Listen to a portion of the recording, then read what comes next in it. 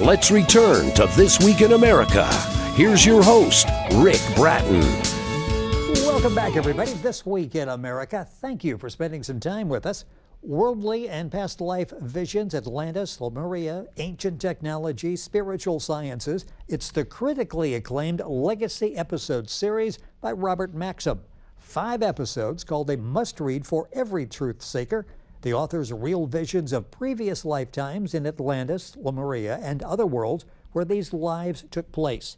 The series, 30 years in the making, features advanced scientific and spiritual concepts with evidence. For Robert, these experiences began as a child with sleep-time visits to other worlds. They continue in both wake and sleep states. He spent 40 years studying science, religion, and the science of life.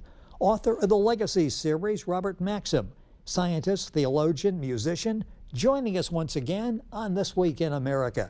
Robert, welcome back to the program. Always a pleasure. We're loaded with questions. I hope you're loaded with answers. A lot of ground to cover tonight. Thank you once again for being with us. My pleasure. Thank you. We always learn something, and it's always great to have Robert back with us on the program for, I believe, if I'm counting correctly, the 45th time on the 44th time on the program today, and it's always great to have you here. And we take listener, viewer questions. What we would like you to do is go to either one of our websites, thisweekinamerica.us, viewer comments. Robert's website, Gaetan, Gaetan.com. There where you can contact the author, give us your questions, and we will address them as soon as we can on the program. First one tonight, explain astral flight. And is it the same as astral travel? Ooh, good question. There is a difference. Astral travel, you could say that it is the same thing as astral flight, but what we have to consider is that astral flight is a temporary attunement of consciousness to another or higher part of yourself and of the universe, where the mind can be somewhere else without the body being present. What that means is we have other states of mind, other states of consciousness, which we're not aware of. But when we die, we join that state of mind. That's that state of mind of tranquility, of peace, of all-knowing.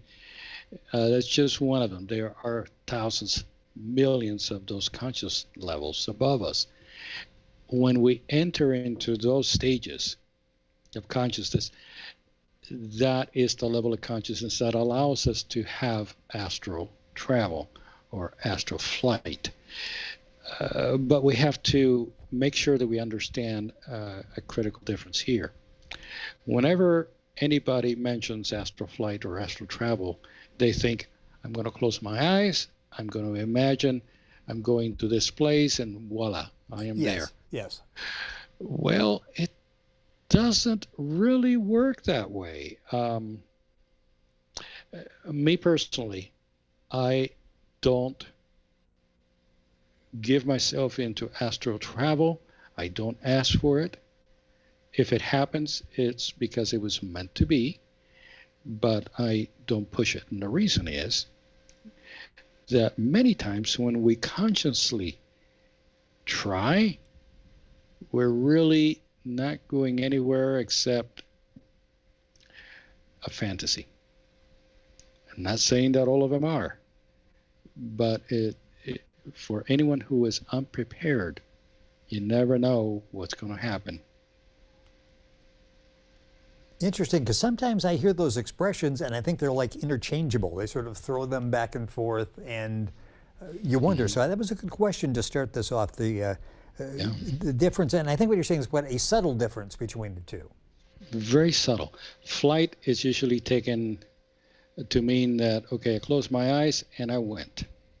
Astral travel is more of, this experience happened. I don't know how it happened. They are kind of interchangeable, but for the most part, that's kind of the dividing line between them. Okay, now we've got another question here. This is basically 2 questions. Is it possible we are hosting an alien? And then they also ask, is it possible to be possessed? Very good question. The answer is yes. These are called, for the most part, negative astrals or obsessions. And they tune into our soul in a way very similar to astral travel. And they share their thoughts and desires and feelings with us so that we end up doing what they want us to do. Since they don't have a body, they want to experience the physical world through us and also incline us to like what they like. Many of our thoughts, desires, and beliefs are not really ours. So we have to be aware that when we feel, for example, anger, fear, or if we want something, it could be coming from us, yes, but perhaps it is being urged on by, shall we say, our mutual friends. Okay. Now, the other side of that is there's also, shall we say, a positive alien that we host. And that can be called our superconscious. Some people call it the guardian angels. They call them the Holy Spirit, all sorts of things. But it's coming from above, it's not coming from below. So that is a good influence to have. Those are the good guys, shall we say. Yes. So if those good guys incline us to do something above what our negative thoughts would have us do, well, by all means, let's listen more to that channel instead of the other one. So again, this goes back to having to know ourselves, know our thoughts, know who's influencing us, know what the source is. We always have to check out the references. We have to check out the Carfax. We can't just do things because we feel it or because we heard a voice that said, you ought to do this. We have to check out the source. Many negative astrals try to dress up like sheep, and they're wolves. Now, we have to be careful. How do we do that? Well, if you don't know yourself, you don't know what your own negative tendencies are, how can you tell that another source is negative? Okay, yes. You think it's normal. You think it's great. You think what they're offering and teaching you is good, but it really isn't. Once you start realizing, this is, I was really thinking egotistically. I wanted this for myself. That should be the first clue. If you want to be a channel because you want fame, or even if you want to help other people, but because you're doing it, ouch. That's where the hitch is, and that's what we have to be very careful of. Good answer to an interesting question. And again, we're taking listener questions if you would like to get in contact with us. Very simple. Our website, thisweekinamerica.us. There's an area there for viewer comments. Robert's website, and it's Robert Maxxim, Maxxim. The book is the Legacy Series. Book's available, of course, at Amazon. You'll find all the information, book information as well, at his very informative website, rgaetan, RGAETAN.com. All that information you can link on directly by going to our website, thisweekinamerica.us. This is interesting, and sometimes I've wondered this myself. Alien has a negative connotation. Are they offended when we call them that? And I've tried to change my vernacular a little bit where I'm referring to them as brothers rather than aliens because I don't want to make anybody mad. Is alien negative? Is that something they look at as a negative? Well, if we take a quick step back and we realize that they are not offended by the things that we mentally ask of them, like taking them to their worlds, giving us a ride on their ships, or sharing technology, or fixing all of our problems, calling them aliens instead of brothers is certainly an insignificant insult by comparison. Yes. Yes. I have been told by them to call them brothers. They don't even give me names. Sometimes I know who they are, but out of respect, I just don't even think of it. They are a brother. They are a sister. but yet there's so many insults that we send our way just by our very action, even if we don't have them in mind, just the way we act towards one another. It's not really an insult, but they're just baffled. How can any sapient being act the way we do, get angry the way we do, have fears, be selfish, hate, argue, compare, convert? I mean, they look at us and they go, how is this possible? Well, yes, so we should hide the newspaper from the brothers. Oh, definitely. Okay, that's fascinating perspective there. And as always, Robert Maxxim, our guest on the program. Another call, a question coming in from a viewer. Is our longevity in this life related to our lifestyle? Yes, a big yes. Ooh, okay. Big yes. Now, what's involved there is, I'll start number one, our thoughts. Yes, our thoughts make us age. Let's go on to the next evil group, foods. How about chemicals, medicines, solar radiation? All of this combined. There is a defect in chromosomes number 1 and number 20. And this information is on my website. These defects affect the production of, it's a long name, it's called glutathione S-transferase mu1. It's also known as GSTM1 for short. That's our body's master antioxidant, and its scarce amount causes aging, cancer, diabetes, dementia, Alzheimer's, osteoporosis, high blood pressure. 99% of all of our diseases, including aging, is due to a lack of that. There's also something that a lack of GSTM causes.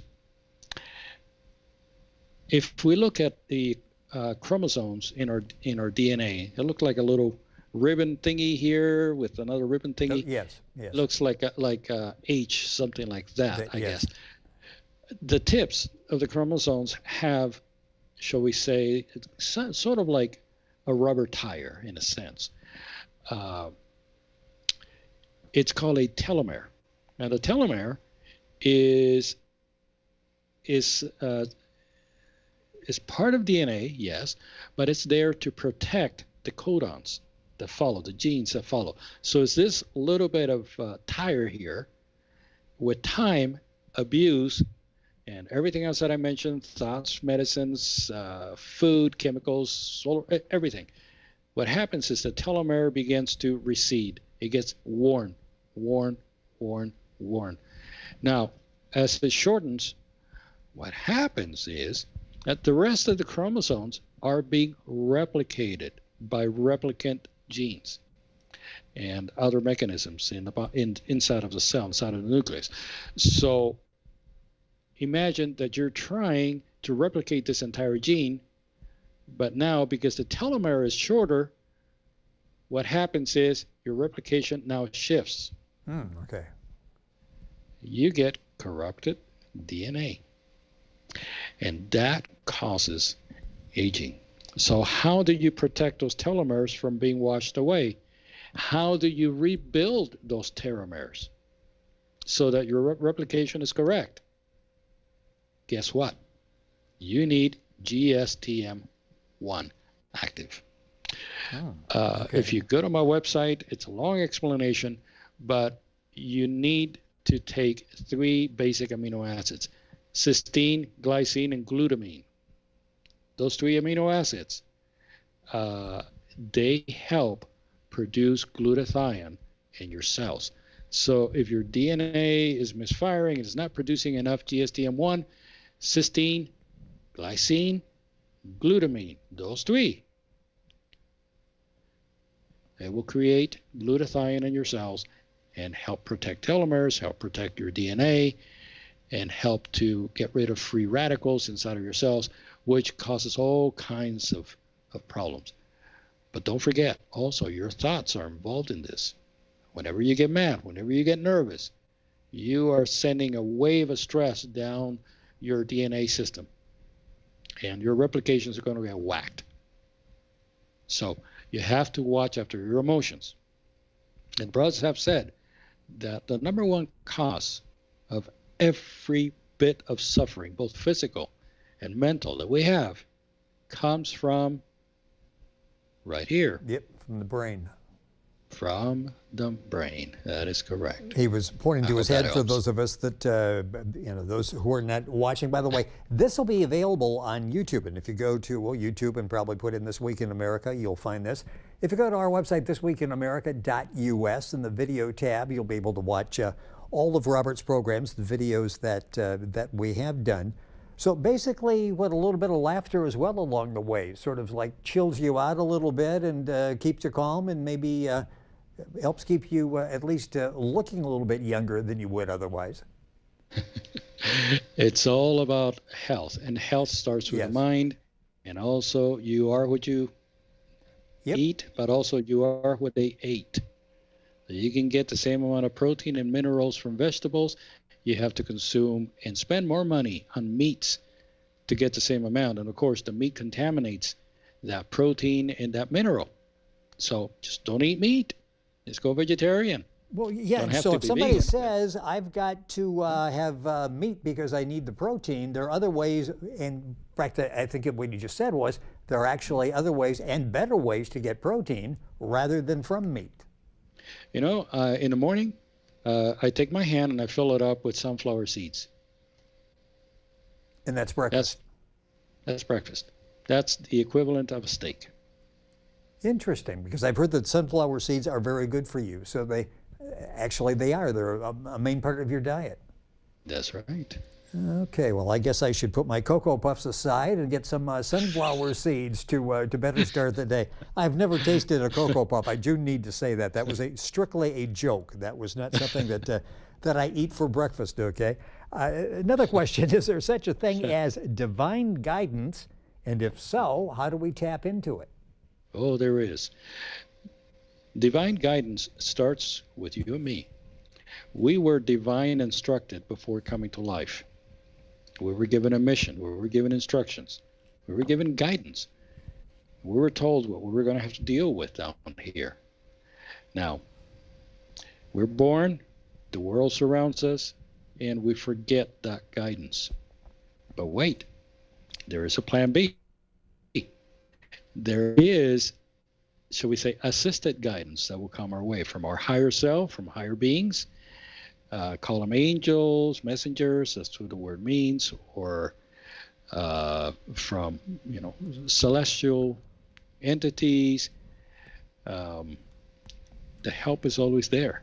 So how do we tap into it?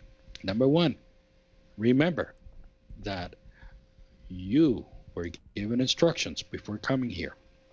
You have those instructions. You know what's right. You know what's wrong. You do.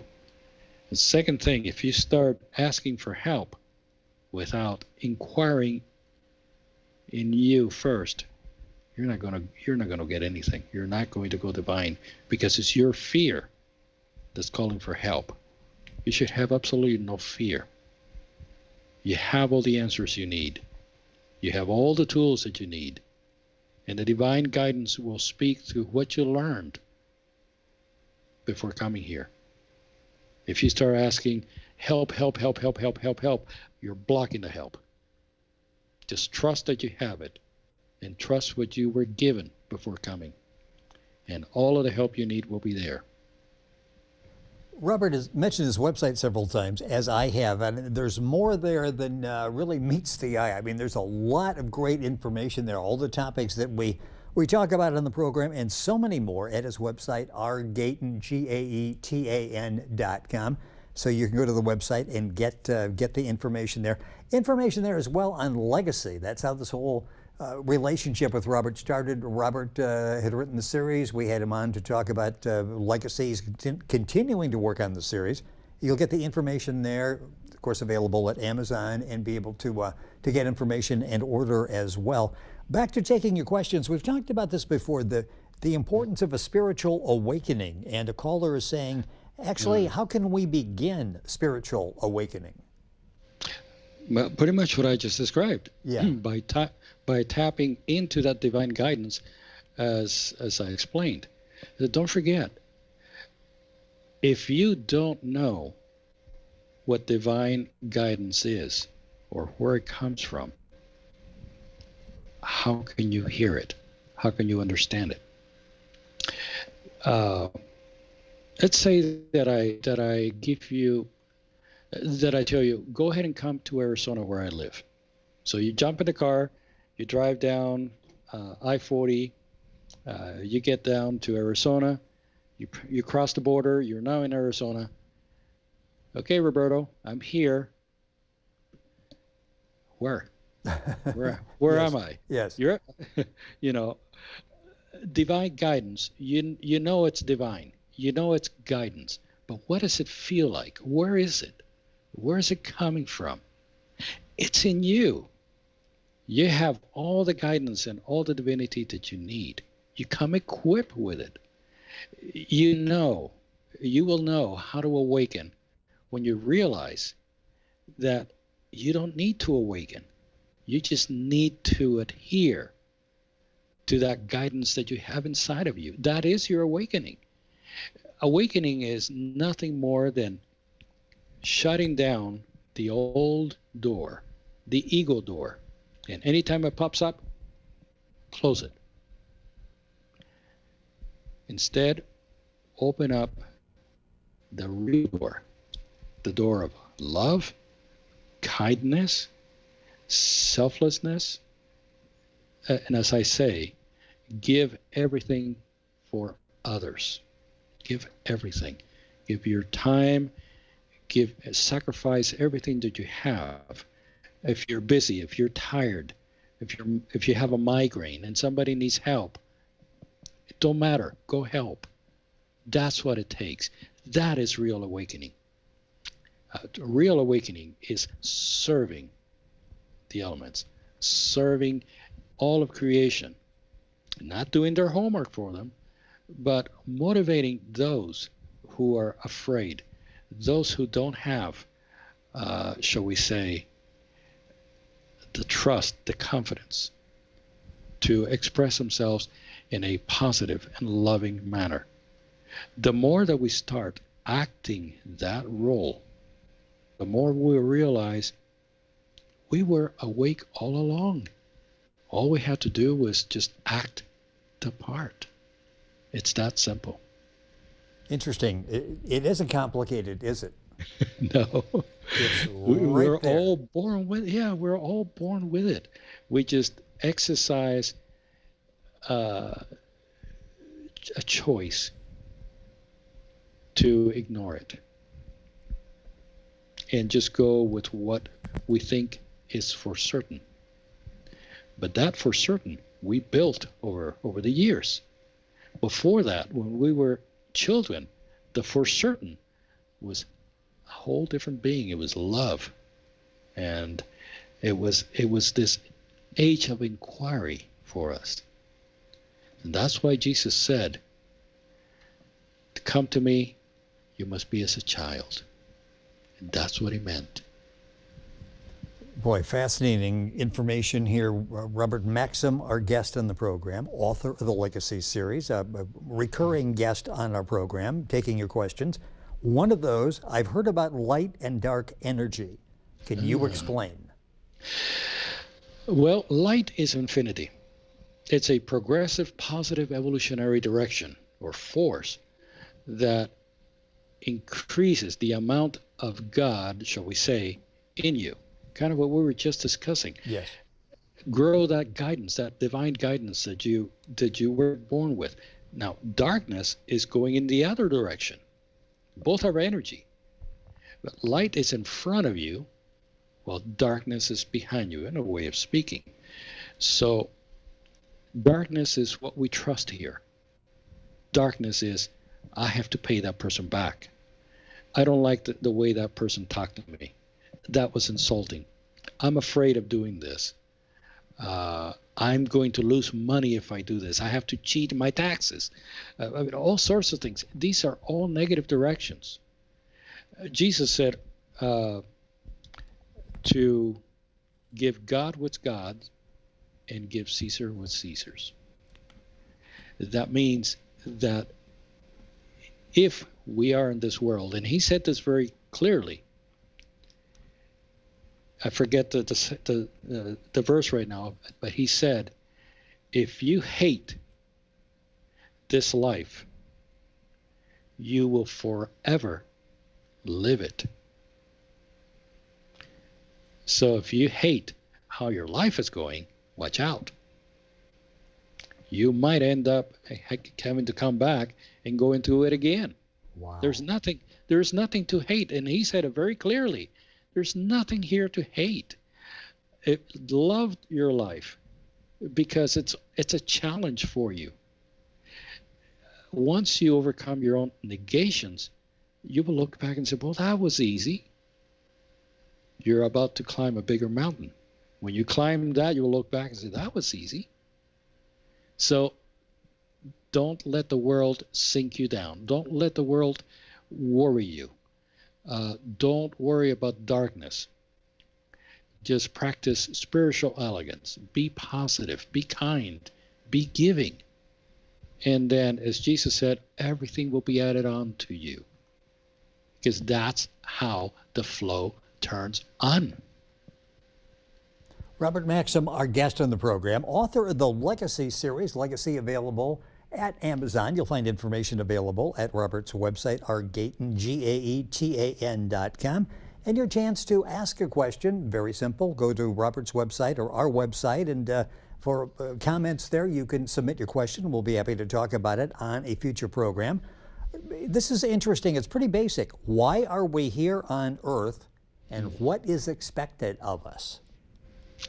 Earth is a school, but we're here because we could not get along with others on other worlds. We were troublemakers, and we're confined here to work out our differences. The expectation, like I mentioned, is pretty simple. Give your all for others. Want nothing for yourself, and serve the elements. That is brotherhood, and that's what you need to live on other worlds. Now, I had three astral flights, astral travels, about 3-4 weeks ago. And first, it was a Saturnian experience. And there I was prepared to basically analyze myself and be dead sincere with myself of everything that I feel. Be dead sincere with myself. Then I had an astral flight to inside of a Venusian mothership. Now there, I was shown 3 symbols. I was shown an elephant, a fountain, and a tree, a special-looking tree with planets going around it. So I immediately turned to the brothers and I said, I know what this means. Elephant never forgets a thing. Great memory. The elephant represents my past, my old self, my negative self. The tree with the planets going around it, that's the solar system. That it represents the brotherhood, the tree of life. That's where I want to live, with the tree of life, with the brotherhood. But to go from elephant to tree of life, I have to drink from that fountain first. I have to drink that liquid. I have to put it to practice. I have to make it part of me. And once I do, then I can be a brother. Then I can live in that brotherhood. The water in that fountain is, of course, the teachings of the universal law, the teachings of divinity, which Jesus brought to all of us. But we have miscarried it. So the third vision was on a Martian spacecraft. And what they talked about was DNA, hygiene, mental health, basically what I talked about a little while ago. Yes. On aging. So preparation was the first Astroflight. The second is how to become a brother. The third is how to maintain it. Because if you become a brother, do you think on Mars they have pepperoni pizza? I hope so. Think again. Okay. The brothers are mostly vegetarians, and they eat for what they need. They don't eat because of flavor or because of quantity. They eat what their body needs, and they are mentally aware of what their bodies need. They can tell. That's the level of wisdom that they have. Interesting. So are we prepared to be brothers by any means? No, we're far from it. We have a lot to learn, and this is why we have to be here. We have to learn these things. We have to realize the extent of what is required, what is in the contract to live in another world. Robert Maxxim, our guest on This Week in America. If you've got a question for Robert, please let us know. You can get a hold of me at thisweekinamerica.us, Robert at rgaten.com. This one probably ties into with what we talked about in the last questions. How do we fulfill our soul's purpose here on Earth? Well, yes. As we were mentioning throughout the program, actually. Yeah, sort of a continuation. Yeah. We come with a mission. And that mission is to tame and educate our lower nature. After being trained in spiritual worlds and between lives, like I mentioned, to fulfill it, we must face and correct what our lower self wants us to do. The lower self is a bully. Your consciousness is like a social worker that's trying to get this bully to behave in school. How often do we as social workers succeed with this bully? I'd say the odds are against us. Yes, yes. How often do we have the upper hand? Not that much. How often do we truly love humility and the well-being of others before our own? Do we know the science of living and reincarnation? These answers, of course, you'll find in Legacy, but just gives you an idea of what we need to fulfill this life. We need to know that we're on a mission, that we're a teacher. And anything that is negative in us, we need to not only recognize, but we need to stop doing it. And the more we do that, the more things we're going to find wrong with us. At first, we'll think, oh, there's nothing wrong with us. Oh, maybe this is bad. Work with it for a while, something else will come up, and then something else, and something else, and something else, and something else. Before you know it, you'll go, boy, I was in bad shape. But that's how it rolls. And that is exactly how we fulfill our purpose here. Life here is not a vacation. It's a learning experience, obviously, and you said something that's interesting, further explanations in Legacy. What we're talking about, I don't want to say necessarily are concepts, but maybe for some people it's difficult to fully grasp. If you go to Legacy, those are what real life experiences. I mean, this is basically your story through a number of lifetimes. You know, I could have written Legacy the way that I'm speaking now to the audience, but I realized you have to live. You have to put yourself in the shoes of others. Yes. Experience the word, experience the context, how the words flow. What are the individuals trying to say? What is the narrative explaining about the situation? What is the response from the Brotherhood to a problem? What do they suggest? What did they see in me? How did they present problems to me?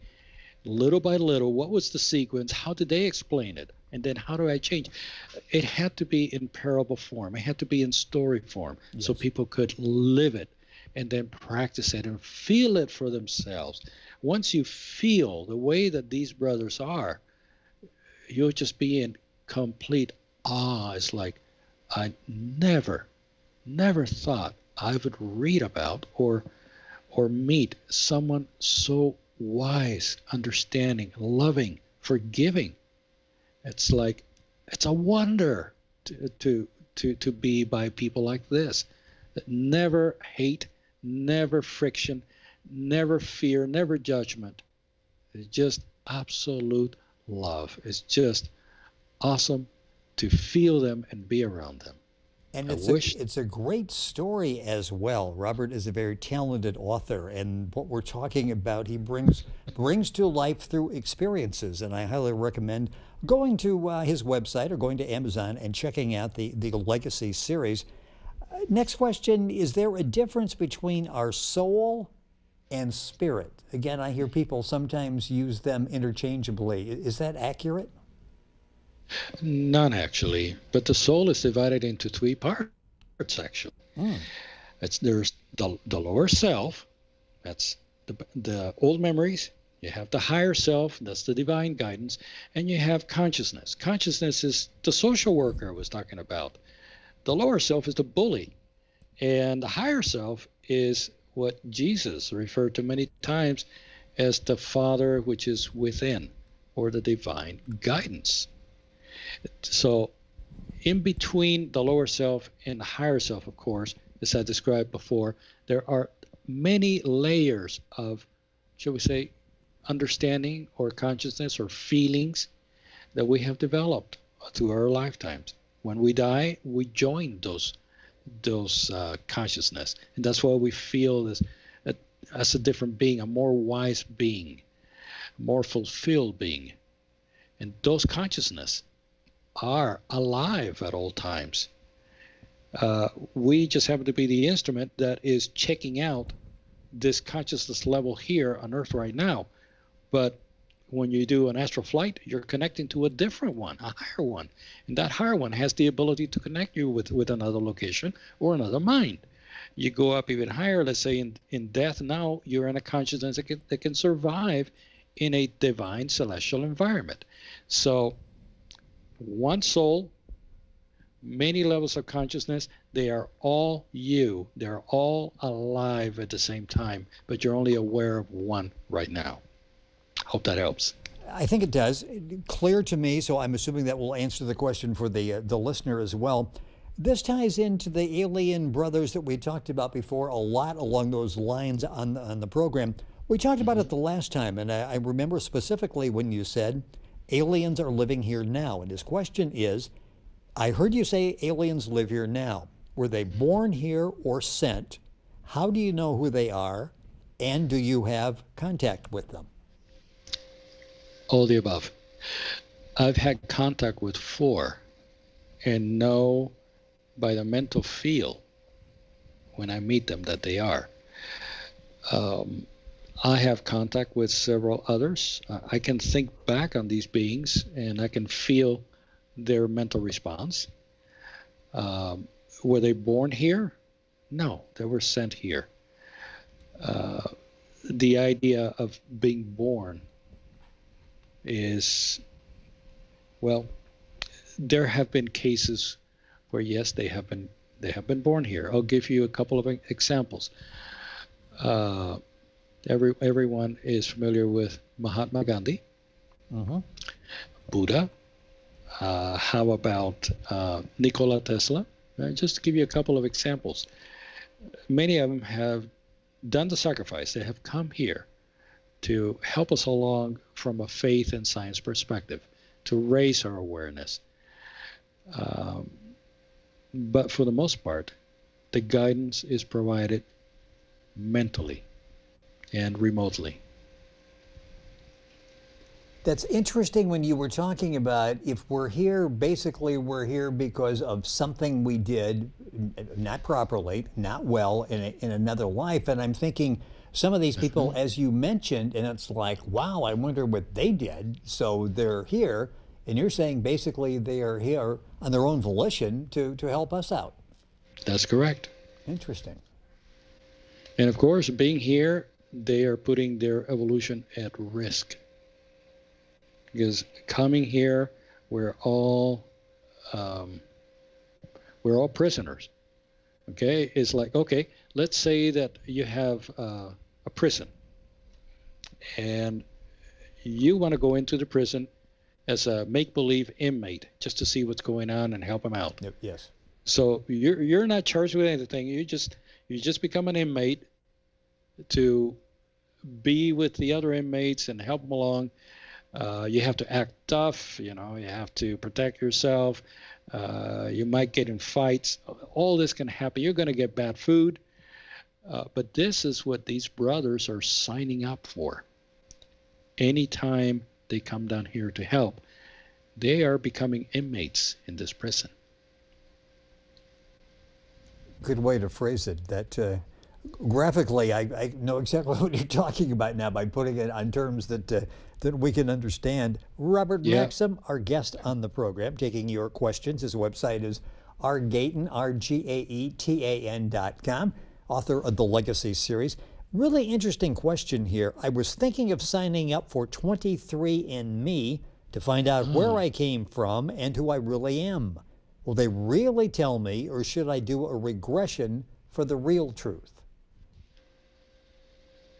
Well, where the body comes from is not where your mind is from. It's like, say you're born in LA, but you bought a car made in Detroit with parts from China. Your spiritual heritage is different than the body.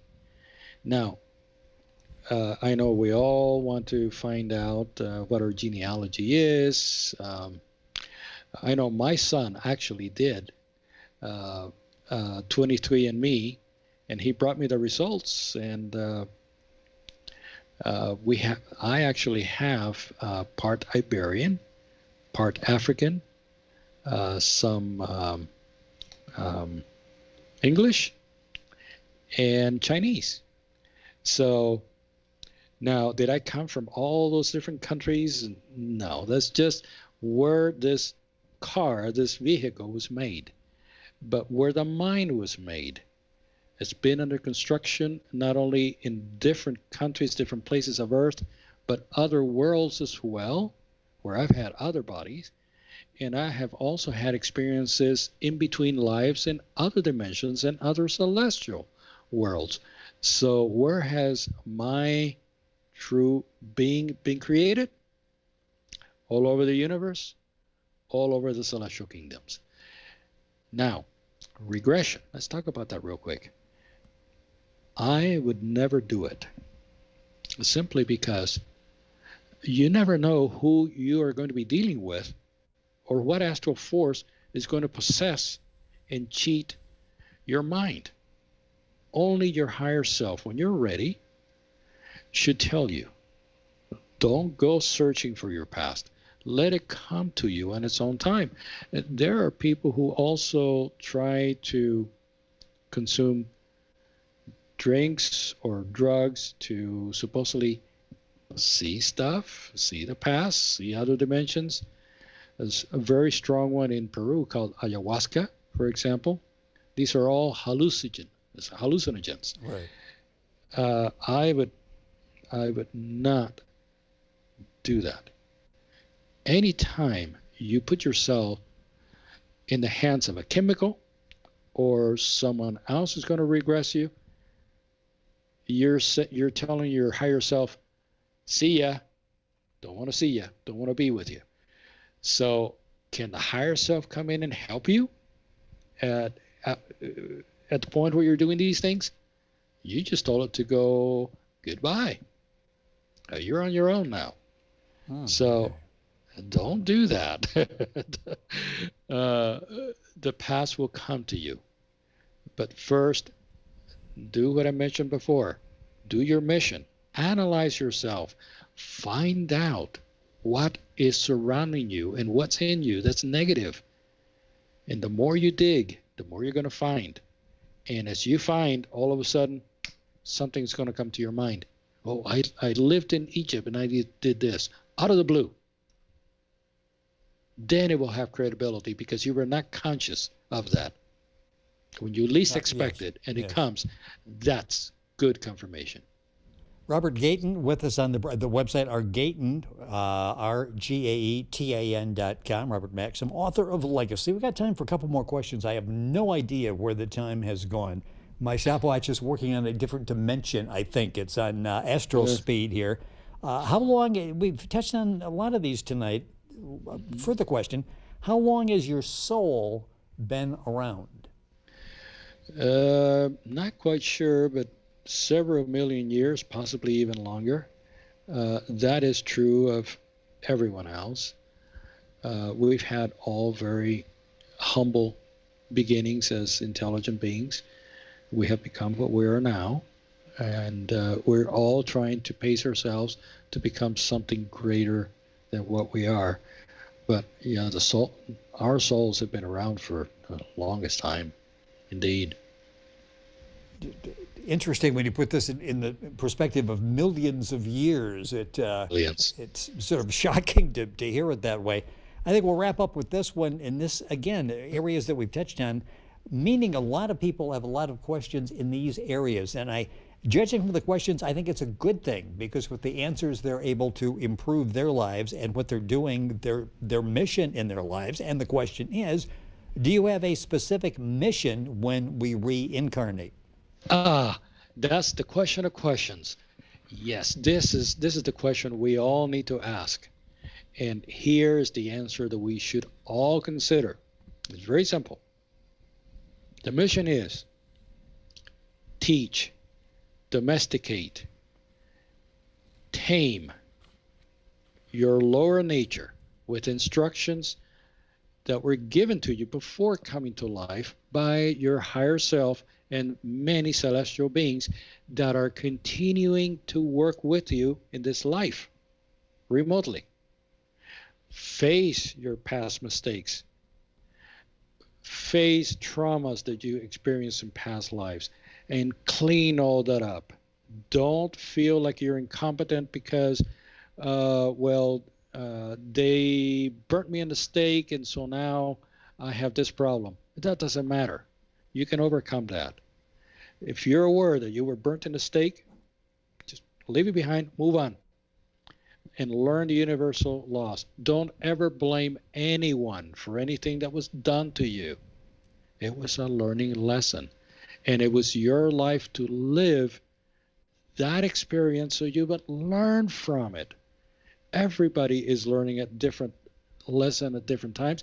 Different things happen to them, but this is so they grow and they understand. Don't blame anyone. Don't even blame yourself. Just take it as a lesson and realize the infinite does not condemn anyone. The infinite does not judge anyone. You condemn yourself because you want to. You judge yourself because you want to. This is completely in reversal of what many faiths are teaching, that you're going to be judged because you were bad, or you're going to be condemned. This is going to happen to you. No. The infinite, again, the infinite does not condemn. The infinite does not judge. And if you don't believe that, reread every word that Jesus mentioned, especially with Mary Magdalene. What happened with Mary Magdalene? Learn from that. What happened? Many other individuals that faced him. What did he do? What did he condemn them? No, never did. So never think for a minute that you are condemned, that you're judged, and that you're incompetent. Never. When we do the right thing and we apply the true universal laws, we can move on to other higher realms, as I explained. We can't take our lower nature there. It's not allowed, as you saw. They're not going to have pepperoni pizza, so you better forget about that flavor. So these are very important things. Please consider it. Reread everything that Jesus mentioned. Don't read outside of that. Just read that. And you will find out what our true specific mission is when we reincarnate. It's humility, spiritual elegance, love, patience. That's all we need to do the mission. Robert Maxxim, our guest on the program. Great discussion, fast moving today. We got through a lot of questions and we encourage your question. Very simple. Go to thisweekinamerica.us for your comments. Let us know a question for Robert, or go to Robert's website, which is Argaetan, Rgaetan. There, an area for comments, and put a question in to talk about on the television and radio program. Robert, as always, a pleasure. Time has gone by quickly. We got through a lot of ground here today. We invite your questions. We'll tackle those the next time. Thank you for being with us once again on the program. And thank you for your audience to participate. I appreciate their questions. And they are very good ones, so please keep them coming in. Great information at Robert's website. Besides putting in your question, you can find out where he's going to be, possibly near you, and we're conducting some of the seminars, and information on everything he says on the program. It's all backed by evidence, and it's on his website. That, again, is rgaetan.com. And if you go to our website, thisweekinamerica.us, you can link on directly to Robert's website. We thank you so much for listening to the program. Thank you for your questions. You're listening to This Week in America, and you'll find us online at thisweekinamerica.us.